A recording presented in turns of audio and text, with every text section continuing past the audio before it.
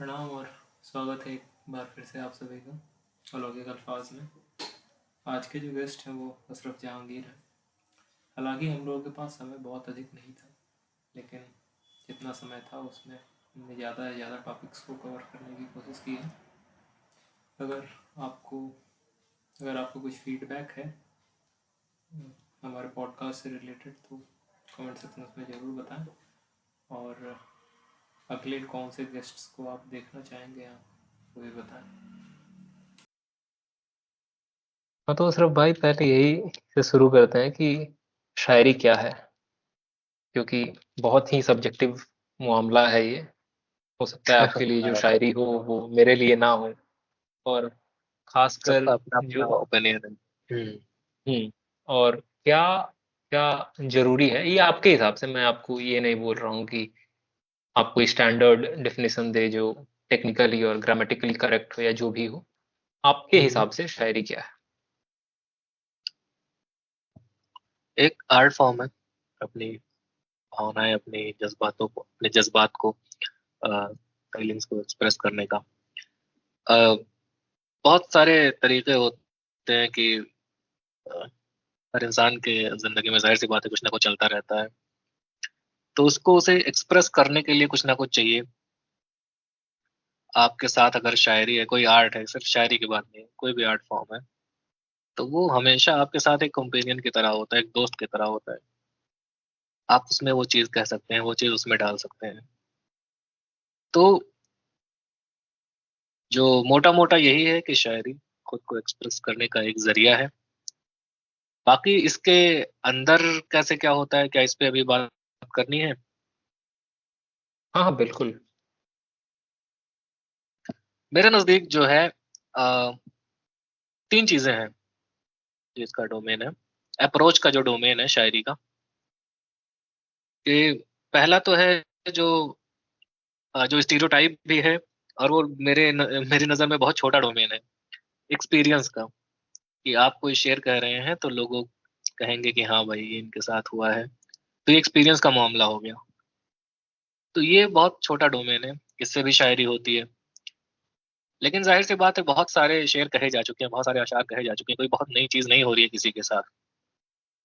और अगर हो भी रही है तो उसको किसी और ने किसी और डोमेन से कवर कर लिया है, जो कि मैं आगे बता रहा हूँ। तो पहले एक्सपीरियंस की बात हो गई। दूसरी बात हो गई ऑब्जर्वेशन की, कि आपने देखा किसी को कुछ करते हुए, किसी का कोई दुख आपने देखा, किसी की कोई खुशी आपने देखी, उसको आपने अपने लफ्जों में बयान कर दिया। ये एक्सपीरियंस है, तो बड़ा ही डोमेन होता है ऑब्जर्वेशन का। तीसरा और सबसे बड़ा जो हथियार होता है वो इमेजिनेशन का हो गया, तखय्युल का। कि आप सोचते हैं चीजों को। जैसे मिर्जा गालिब कहते हैं ना कि कोई मुद्दत की गालिब मर गया पर याद आता है। वो हर एक बात पे कहना कि यूं होता तो क्या होता। तो जब आप ये नजरिया लेके आते हैं अपने अंदर हर चीज को नए तरीके से सोचने का, तो ये डोमेन आता है। और ये बहुत बड़ा डोमेन है। बहुत सारी चीजें इससे कही जाती हैं, अमूमन शायर इसी का सहारा लेते हैं। तो हम्म ये मेरी बात है इस पे शायरी पे। बाकी आप बताएं। एलिजिबिलिटी क्या है? क्योंकि ऐसे तो मतलब मैं बोल दूंगा कि मैं जो अभी बोल रहा हूँ ये भी शायरी ही है, तो कुछ एलिजिबिलिटी होना चाहिए ना। जैसे अब कहते हैं कि म्यूजिक भी जो है, जैसे आपने भी फरमाया कुछ समय पहले कि अपने आप को एक्सप्रेस करने का एक तरीका है कोई भी आर्ट फॉर्म, तो म्यूजिक भी है। लेकिन अब बिना सुरों के कोई बेसुरा कुछ भी चिल्लाने लगे तो उसे हम संगीत नहीं कर सकते, या कुछ भी बजाने लगे तो उसे संगीत नहीं कहा जा सकता है। तो उर्दू। जी। हाँ। डेफिनेटली एक कोहेरेंसी उसमें चाहिए, एक रेपिटेटिवनेस होना चाहिए, उसका कुछ सेंस बनना चाहिए। तो एलिजिबिलिटी क्या है किसी भी वाक्य को या किसी भी बात को शायरी बनाने के लिए? डिफ्रेंशिएट कैसे करेंगे हम? हम्म। जैसे यूनिफॉर्म जरूरी है स्टूडेंट के लिए, हर कोई अपने अपने मन का पहन के आएगा तो बड़ा अतरंगी सा वो स्कूल दिखने लगेगा। तो इसलिए यूनिफॉर्म दिया जाता है, जरूरी भी है। वो चीज है। अब उर्दू शायरी में तो जो आपने देखा होगा बहुत भारी तादाद में वो गजलें ही हैं। नज़्में भी हैं बट उतनी नहीं है, गज़लें ज़्यादा हैं, नज़्में भी हैं। अब गज़ल का जो मसला है वो तो ये है कि बड़े स्ट्रिक्ट रूल्स हैं कि आपका बहर होना चाहिए, रदीफ़ काफ़िया, काफ़िया आप मिलाएँ सही से, रदीफ़ आप निभा रहे हैं सही से। बाकी जो उसके और भी कुछ पैरामीटर्स आ गए कि लफ्ज़ों के साथ आप न्याय कर रहे हैं, जो भी उसका जेंडर है वो तो सब ख़याल कर रहे हैं। ये सारी चीज़ें हो गई, लेकिन जो बड़ा कॉन्फ्लिक्ट जो होता है वो नज़्म में होता है। नज़्मों में, उर्दू शायरी में कुछ लोगों को नस्र जो है, फ्री वर्स, उसकी इजाज़त है, कुछ लोगों के लिए नहीं है। अब नज़्में भी अमूमन आज़ाद नज़्में होती हैं, लेकिन आज़ाद नज़्म में भी बहर तो होती ही है, नस्र में नहीं होती है बहर। नस्र पे जो मेरा पर्सनल ओपिनियन है, मुझे भी ये चीज़ सही नहीं लगती है। मेरा मानना है कि उसकी ब्यूटी के लिए उसमें बहर होना ज़रूरी है। आप आज़ाद नज़्में कहिए, बहर निभाइए। बगैर बहर के उसकी जो खूबसूरती है उसमें मुझे कमी नज़र आने लगती है। तो जो मेरी नज़र में जो आपने एलिजिबिलिटी वर्ड यूज़ किया है, वो बहर ही मानता हूँ मैं। हम्म। और क्या वजह है, क्योंकि बहुत पहले बहुत तरह की जो मतलब सिर्फ गजल ही नहीं थी, मसनविया भी थी, अ, और भी बहुत प्रकार की थी, मरसिये थे। हुँ, तो गजल में ऐसा क्या है कि अभी तक ये बना हुआ है, और मेरे ख्याल से फारसी से आई हुई है, अगर मेरी जानकारी गलत नहीं है तो जी, क्या जी। वजह है कि अभी भी गजल जो है सबसे ज्यादा पॉपुलर है? क्योंकि नज़में भी चलती हैं, लेकिन गजल अ, जितनी पॉपुलर नहीं है। गज़लें में मेरी नज़र में अभी मैं वर्ड यूज़ कर रहा हूँ, आपको अनएप्रोप्रिएट लग सकता है, बट गज़लें थोड़ी कॉमर्शियल दिखने लगती हैं, थोड़ा डिमांड एंड सप्लाई का मसला होने लगता है। अभी तो चैंपियंस ट्रॉफी हो गई, वरना ओडीआई फॉर्मेट कौन खेलता है? क्योंकि वो मज़ा नहीं आता ना लोगों को। वो तो 20-20 मैच देखते हैं या टेस्ट मैच देखेंगे, उसकी लेगेसी है अपनी। तो वही चीज़ बाकी चीज़ों के साथ है। फरहत एहसास का एक शेर है कि नहीं सुनाएँगे जो सुनना चाहते हैं आप, वही सुनाएँगे जो हम सुनाना चाहते हैं। तो ये क्या बात एटीट्यूड बहुत कम लोगों में रह गया है कि अपनी बात कहें, और ऐसी बात नहीं है कि नज़्में लोग कह नहीं रहे, लेकिन मसला वही है कि सामने आ ही नहीं पा रही हैं। आपको भी, हमें भी कोई गज़ल दिखती है तो बड़ी अट्रैक्टिंग लगती है, हमें रील में दिखा, 4 लोगों को शेयर कर दिए। गज़ल का क्या है ना कि गज़ल बारूद की तरह है, दिखेगा तुरंत फटेगा, आपको असर दिखेगा। नज़्में स्लो पॉइज़न होती हैं। नज़्में बहुत खतरनाक है, इनकलाबी नज़्में इतनी हुई हैं, भाई पूरा सिस्टम हिला के रख दें। लेकिन वो स्लो पॉइज़न है, तो वो फिर हो सकता है कि 4 दिन बाद कहीं ख़्याल आए कि अरे! वो तो क्या ही बात कही थी उन्होंने। तो सारा खेल इसी चीज़ का है कि कितनी कशिश, कितना अट्रैक्शन रह गया है उसमें एट द मोमेंट। तो इसलिए गज़ल इस मामले में सबको ओवरटेक कर चुकी है। हम्म। मेरा जो इन चीज़ों को, देखिए मैं एक चीज़ और बता दूँ, अ, मैं इंजीनियर हूँ और मेरा बाकी चीज़ों में भी, जैसे क्रिकेट वगैरह का भी मैंने ज़िक्र कर दिया आपको बिना बताए। इन सब चीज़ों में बहुत दिलचस्पी है मेरी, तो मेरा जो नज़रिया है ना, मेरे अंदर का कभी ये इंजीनियर मरता नहीं है। 1 मिनट को मेरे अंदर का शायर सो सकता है, लेकिन इंजीनियर नहीं सोता है। तो मेरा जो चीज़ों को देखने का नज़रिया है, उसमें ये चीज़ें ऑटोमैटिकली आ ही जाती हैं। तो इसलिए अगर आपको लगे कि आउट ऑफ द बॉक्स जा रहा हूँ, तो वो इसी वजह से मैं जा रहा हूँ। हालाँकि वो होगा नहीं आउट ऑफ द बॉक्स, कहीं न कहीं रिलेट होगा ही, लेकिन ये नज़रिया मेरा रहता है इन चीज़ों में। इस नज़रिए से देखूँ मैं, इसके इंजीनियरिंग के ग्लासेस पहन के मैं देखूँ चीज़ों को। नहीं नहीं, आउट ऑफ द बॉक्स पूरा अनफिल्टर्ड रहने के लिए ही ये शुरू किया है हमने, तो जी। बिल्कुल उससे कतराए नहीं। और जो आपने कहा कि जो फरत एहसास साहब का वो शेर है कि वही सुनाएंगे जो हम सुनाना चाहते हैं, हम सुनाना चाहते हैं। एक चीज़ ये तो है कि हाँ, इस पे मैं एक बात बोल सकता हूँ। इस पे हाँ जरूर। जो लोग एक चीज़ ये बोल सकते हैं कि मैंने सुना भी, कौन कह रहा था, सुरेंद्र शर्मा शायद कह रहे थे लल्लन टॉप के इंटरव्यू में, बड़ी अच्छी बात लगी मुझे कि लोग स्टैंड अप कॉमेडियन गालियां दे देते हैं, कहते हैं लोग वही सुनना चाहते हैं, लोग शायरी भी वही कर देंगे, वो लड़की है, बेवफा है, वो हम है, ऐसे पार्टिकुलर। पहली चीज तो इसका है कि मोरल वैल्यूज का ध्यान रखें आप किसी भी शायरी में। और दूसरी चीज ये है जो उन्होंने बात कही कि डिमांड एंड सप्लाई नहीं होनी चाहिए एक आर्टिस्ट के साथ, क्योंकि आप आर्टिस्ट हैं, आपका फर्ज बनता है दुनिया को बताना कि तुम्हें क्या सुनना चाहिए। ये लोगों को बताना आपका फर्ज बनता है। जस्ट बिकॉज वो अंट शंट सुनने आए हैं तो आप वो बकना नहीं शुरू कर देंगे। तो इस चीज का ध्यान रखना बहुत जरूरी है। अब आप प्रोसीड कर सकते हैं अगले सवाल के साथ।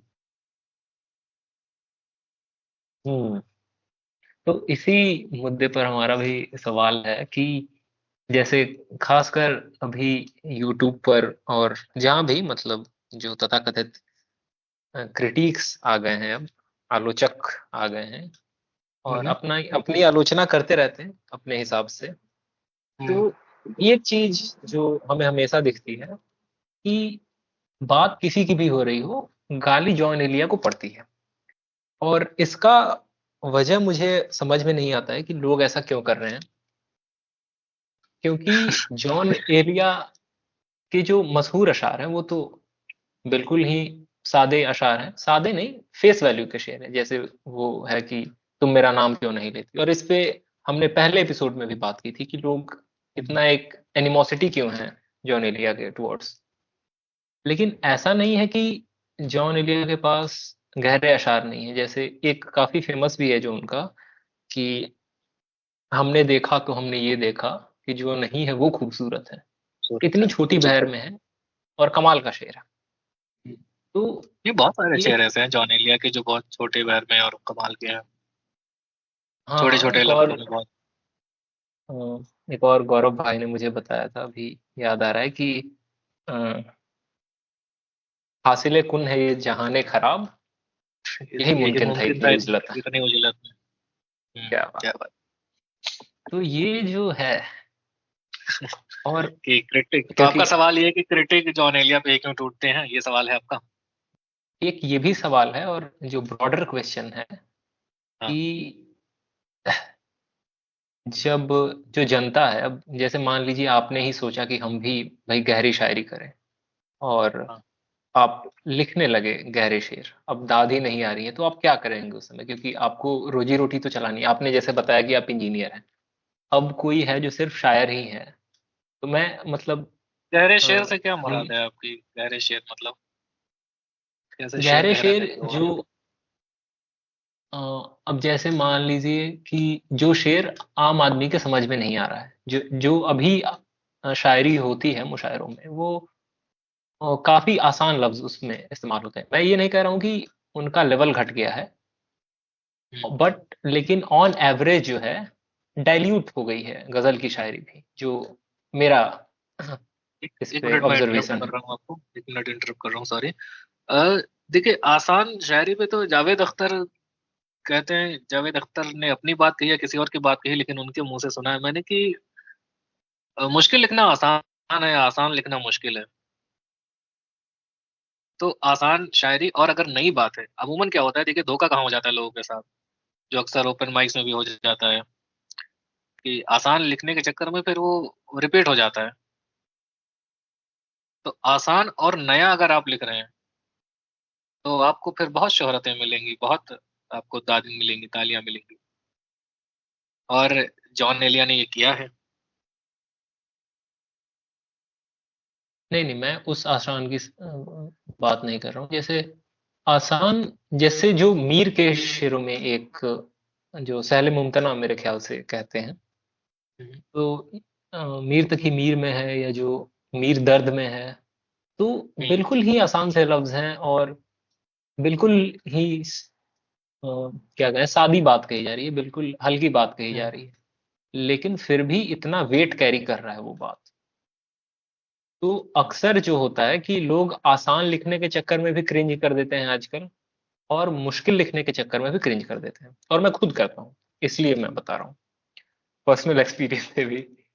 तो वो बिल्कुल मतलब ये तो प्रोसेस ही है। आप शुरुआत में घटिया लिखते ही हैं, या एटलीस्ट मैं तो लिखता हूँ। सब लेकिन लिखते हैं। हाँ, लेकिन आप ग्रो क्यों नहीं कर पा रहे हैं, ये मेरा एक क्वेश्चन है। पहले जॉन एलिया वाले पे चलते हैं, क्योंकि ये जो डिस्कशन है ये काफी लंबा जाएगा। तो जॉन एलिया पे आप कुछ अपना बता पाए, क्योंकि जॉन जॉन एलिया एलिया मुझे बहुत पसंद है पर्सनल लेवल। असल में जो आप जवाब कह रहे हैं जिस चीज के लिए अब कोई और कोई काम क्यों कर रहा है इसका जवाब मैं देने जा रहा हूँ, तो अपने आप में ये चीज ही बड़ी अलग है। खैर फिर भी मैं कोशिश करता हूँ कि उन्होंने क्यों कहा होगा, आलोचक क्यों आलोचना करते होंगे, ठीक है, इस नजरिए से मैं जवाब देने की कोशिश करता हूँ। जैसे चीजों की एक लहर चलती है, जॉन एलिया भी ट्रेंड में आए अचानक से, तुम लोगों पे छा गए, लेकिन उनके पास जो जखीरा है और जो डेंसिटी है कंटेंट की वो बहुत ज्यादा है, तो लोगों के मतलब जहन पे छाए हुए हैं, लोग बहुत पसंद करते हैं, मुझे भी बहुत पसंद है, आपने कहा आपको भी पसंद है, नो डाउट उसमें। तो कई बार तो हमें क्या मतलब, लोगों को करना होगा, हो सकता है वो इसलिए कर रहे हैं ताकि वो इसी बहाने से चर्चा में आ जाए। मिसाल के तौर पे अभी आप देख लीजिए कि अभी हम रात को 11:30 बजे बैठ के दो लोग बात कर रहे हैं और उनका जिक्र कर रहे हैं कि वो लोग ऐसा क्यों कर रहे हैं, तो ये भी एक मकसद हो सकता है उनकी शोहरत का। और अ, मतलब हो सकता है फिर उनको ये ना लग रहा हो कि भाई हम वो भी कोशिश कर रहे हो, वो भी जॉन एलिया बनना चाह रहे हो, वो ना बन पा रहे हो, या उनकी नज़र में उनकी जो शायरी है वो बड़ी ओवररेटेड है, बहुत खराब है। मतलब कई सारी चीजें हो सकती हैं। अब बात फिर वही है ना कि कोई और कोई काम क्यों कर रहा है, इसका जवाब मैं एक्यूरेट नहीं दे सकता। हाँ, तो ये खैर बात तो बस इतनी आते सी हैं, है जी। अगली हाँ बात पे आते हैं कि जी। जो ये हम बोल रहे थे कि भूल गए हम। नहीं, किसकी आप वो बात हो रही थी आसान अभी कुछ। शायरी पे आप बात कर रहे थे कि हाँ कैसे। हाँ, तो अब जैसे अगर मुश्किल शेर की बात करें, जैसे गालिब के दीवान का जो पहली गजल का जो पहला ही शेर है कि नक्श फरियादी है, इसकी शोखी तहरीर का, कागजी है हम्म पैरहन हर पै करे तस्वीर। हम्म तो ये नो डाउट की बहुत मुश्किल शेर है, और सिर्फ लफ्जों के बेसिस पे ही नहीं, सिर्फ लफ्जों के पॉइंट ऑफ व्यू से ही नहीं, जो इसका मीनिंग है वो भी, मतलब बहुत सारे इंटरप्रिटेशंस इसके किए जा सकते हैं हर एक लफ्ज के। तो सिर्फ वहां तक तो वैसी शायरी भी हमें तो एटलीस्ट अभी नहीं दिखती है, या और जो नहीं, आसान। अब जैसे वो हम्म शायरी, ये मसला है ना कि दिखने को ऐसा नहीं है कि ऐसी शायरी लोग कर नहीं रहे हैं। हमारे अलीगढ़ में एक भाई हैं, वो अभी तो शायद यूएई में रहते हैं, अबू धाबी में, अश्क अलमास। वो भी बड़ी अच्छी शायरी करते हैं, और उनके भी शेर मतलब उस वक्त तो हमें लगता था कि क्या ही गजब के, और हमेशा उनके शेर ऐसे हैं। एक शेर उनका है कि आसमां वाले ये सुनकर हंस पड़े, आदमी आजाद होना चाहता है। तो ऐसे क्या ऐसे बात। शेर वो भी कहते हैं, और ऐसा नहीं है। लेकिन अब जैसे गालिब ने कहा, तो गालिब ने इसलिए नहीं कहा होगा कि रेख्ता के मुशायरे में वो भी पढ़ेंगे। गालिब को शेर कहना था, गालिब के पास वो ख्याल थे, गालिब इतना लंबा सोच सकते थे एक बार में, तो इसलिए उन्होंने कहा, और लोग कह रहे हैं। मसला ये भी है ना, बहुत बड़ा ये फैक्टर है कि आप किस चीज के लिए कह रहे हैं। शायरी तो शुरू इसीलिए हो रही है, आपने बोला कि पहली बात हमारी शुरू हुई कि शायरी क्या है भाई। ठीक है, बहुत जो मैंने बात की बहुत कॉमन सी डेफिनेशन है कि एक आर्ट फॉर्म है अपनी चीजों को एक्सप्रेस करने का। लेकिन कितने लोग हैं इसलिए शुरू कर रहे हैं। मतलब हमें तो, मुझे हैरानी होती है कि आए दिन लोग पूछते हैं कि भैया मुशायरे का फॉर्म कब निकलेगा। अब उनको कैसे बताऊं मैं कि ये कोई चीज ऐसी नहीं होती है। तो बहुत इस चीज पे डिपेंड करता है कि मतलब आपकी जो नजर है वो चिड़िया की आंख पे है, या फिर आप पेड़ पे बैठना चाहते हैं, आप कहाँ बैठना चाहते हैं, आपकी नजर कहाँ है, उस हिसाब से आप कहेंगे। अभी के दौर में अब्बास कमर वो तो दोनों चीजों में है, हैं, मशहूर भी हैं और शायरी भी वैसी कह रहे हैं, अच्छे शेर कह रहे हैं। लेकिन अगर आप ये चाहें कि कोई गालिब के पैरेलल में आके बैठ जाए तो मुझे नहीं लगता कि ये होने वाला है। नहीं, नहीं, मेरा मैंने तो थोड़ा अपना ओपिनियन ये है। अनफेयर मैंने भी थोड़ा अनफेयर ये डाल दिया। लेकिन मैं बस ये इस बात को एग्जैजरेट करने की कोशिश कर रहा था कि अब जैसे आसान शेर है, ठीक है, जैसे आपने कहा कि जावेद अख्तर ने कहा या किसी और का कहा हुआ रिपीट किया कि हुँ। जो आसान शायरी है वो मुश्किल है। तो किस टाइप की आसान शायरी मुश्किल है? अब जैसे वो जो क्या नाम है? बात वही है बात वही है जी, जो लफ्ज़ भी आसान होते हैं, बात भी नहीं हो, तो ये 2-3 चीज़ें हैं जो मिल जाती हैं कि जो नहीं है वो खूबसूरत है। हमने जाना तो हमने ये जाना, जो नहीं है वो खूबसूरत है। अब यही चीज़ें तो थी जॉन एलिया के साथ, जिनके छोटे-छोटे आए छोटी बहर के जो अशआर आए, ये मुझे चैन क्यों नहीं पड़ता, एक ही शख्स था जहान में गया। ये तो ख़ैर बहुत ही ज़्यादा आसान हो गया। तो बहुत सारे शेर इन्होंने इस तरीके से कहे हैं कि ये फिर लोगों ने फिर एक्नॉलेज किया कि हाँ भाई, ये शायर में दम तो है। तो वही है वो जो जो बात जावेद अख्तर ने कही, यही है वो आसान वाला, ये लिखना मुश्किल है। हाँ, और अब जैसे पता नहीं ये किसका अशार है, और एक हमारा हमारे दोस्त हैं और वो बहुत ज्यादा इसमें, मतलब वो पॉप पोएट्री में इंटरेस्ट रखते हैं, जो रील वील आ गया 2-3 उसको शेयर कर दिया, स्टोरी पे डाल दिया, उस प्रकार का इंटरेस्ट है उनका। तो एक दिन पॉप बात पोएट्री हो रही थी। पॉप मैं पोएट्री समझा नहीं। मतलब यही जो ओपन माइक्स को मैं पॉप पोएट्री कहता हूँ, जो ऐसे ही चल रहा है। अच्छा, अच्छा, मतलब सॉरी नो ऑफेंस मुझे टू नहीं देम। पता था। जी, ओके, अच्छा, तो ऐसे ही, मतलब जो पॉपुलर है, जो अभी चल रहा है, उसी को। ओके, तो ओके। और एक और जो इंस्टाग्राम की वजह से बहुत बुरी चीज आ गई है कि कोई भी शेर गालिब और मीर के नाम पे चेप देना है। कहा गुलज़ार, किसी ने, मैंने गालिब लिख दिया, गालिब और और गुलज़ार। हाँ, गालिब और गुलजार। तो ये भी एक बहुत बड़ी समस्या है। तो इन्होंने हमसे पूछा कि ये भी आईटी में ही है, तो इन्होंने हमसे पूछा कि गालिब में और किसी और शायर में क्या मतलब फर्क है। तो उन्होंने ये अशार सुनाया जो सुन के ही मुझे लगा कि ओपन माइक का ही है, क्योंकि ये तो शेर था कि अब मुझे पता भी नहीं है कि ये किसका अशार है। तो कुछ ऐसा था कि अब बचा ही क्या है कहने सुनाने को, तूने बोल ही दिया है छोड़कर जाने को। खैर, कम से कम ये सबक तो अच्छा मिला कि पत्थर ही पड़ने हैं हर एक दीवाने को। ठीक है, ये जो पत्थर भी ही है, अब इस क्या क्या है आखिरी आखिरी मिसरा क्या है? पत्थर ही पड़ने हैं हर एक दीवाने को। अच्छा, ओके। तो इस पे मैं क्या ही कहूँ, अब जो भी है, ये ठीक है। तो ख्याल अच्छा है। गालिब तो ऐसे नहीं कहेंगे, मतलब वो गालिब वाला फ्लेवर नहीं है इसमें। इसमें शायरी वाला फ्लेवर भी कहाँ है, लेकिन ठीक है, कोई बात नहीं। तो मतलब उन्होंने कहा कि इस शेर में और गालिब के किसी शेर में क्या मतलब फर्क है, क्योंकि गालिब का तो मुझे समझ में भी नहीं आता और ये तो मुझे समझ में भी आ रहा है। तो ये जो शायर है, ये अगर गालिब से बड़ा नहीं है तो गालिब के इक्विवेलेंट है एटलीस्ट, ऐसा उनका मानना था या कहना, जो भी है। तो ये मतलब अब इस पे क्या ही कहा जाए, लेकिन तो कुछ नहीं, मैं मतलब अब उन क्या ही लोगों के कहने को लिए, बचा। आप मान लीजिए कि हाँ ठीक है, आप गालिब के बराबर है और आप आगे बढ़े, क्या ही कर सकते हैं इसमें। हाँ, लेकिन वही मैं अब जैसे बात हो रही थी कि आसान शायरी, तो जो आसान शायरी है मेरे लिए, मैं आपको एक दो एग्जांपल दे देता हूँ कि आसान शायरी हमारे लिए क्या है। तो जैसे वो मोमिन का शेर है कि तुम मेरे पास होते हो बात गोया होता जब कोई दूसरा नहीं होता।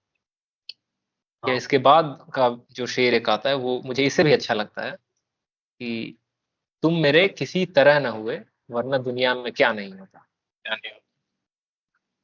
तो अब इसमें कुछ नहीं, अगर ये मुझे अगर ये मैंने शेर नहीं पढ़ा होता मोमिन का और मुझे सुनाया जाता और कोई कहता कि कंटेम्प्ररी किसी शायर ने लिखा है, तो मैं मान लेता, क्योंकि इसमें कुछ ऐसा है ही नहीं, वो रिवायत वाला कुछ दिखता ही नहीं। इसमें जो क्या होगा पहले, ना, ये चीज आपको हिट क्यों नहीं की, इसका मैं रीजन बता सकता हूँ। या क्यों नहीं बिल्कुल। ऐसा लगा कि यार मोमिन का, क्योंकि ये जो शेर है, तुम मेरे पास होते हो गोया जब कोई दूसरा नहीं होता। गालिब का तो कहना था कि मैं ये शेर दे दूं, मैं अपना पूरा दीवान दे दूंगा, ऐसा सौदा करने को तैयार थे सिर्फ इस शेर के बिल्कुल। लिए। इस शेर का जो वकार है वो इतना है। तो अब मान लीजिए कि ये सिर्फ इस शेर के मैं रेफरेंस में बता रहा हूँ, जो एक इवेंट में छोटा सा बता रहा हूँ। बाकी हर शेर का कुछ ना कुछ उसकी खासियत होती है, सॉरी, शेर की, और उसमें आप समझ सकते हैं। अब मान लीजिए कि आप कभी कहीं बैठे हो किसी दरख्त के नीचे अकेले में, रात के 11-12 बज रहे हैं, आप सोच रहे हो किसी शख्स के बारे में, और आपके पास कोई डिस्ट्रैक्शन नहीं है, ना मोबाइल फोन है, ना आपके पास लेटर है, ना पेन है, कुछ नहीं है। तो आप जब किसी के बारे में सोचेंगे तो फिर हर चीज उसी नजरिए से, आप उसका चश्मा पहन लेंगे एक तरीके से, और हर चीज उसी के हिसाब से दिखने लगेगी। आपको हर तरफ वही नजर आएगा। और आप कभी अगर ऐसे वाकये से गुजरे हो, फिर आपको कोई ये शेर सुना दे कि तुम मेरे पास होते हो गोया जब कोई दूसरा नहीं होता, तो तुरंत वो चीज हिट कर जाएगी कि ये तो हमारी ही बात कह दी है। हुँ। और और रही बात वो हुँ, पत्थर हुँ। मारने की, कौन मारता है पत्थर, कौन पत्थर खाया है? वो हो गया, वो बात भी तो वही थी। कौन सा गाना था वो, लैला मजनू मूवी का था कि कोई पत्थर से ना मारे मेरे दीवाने को। हुँ।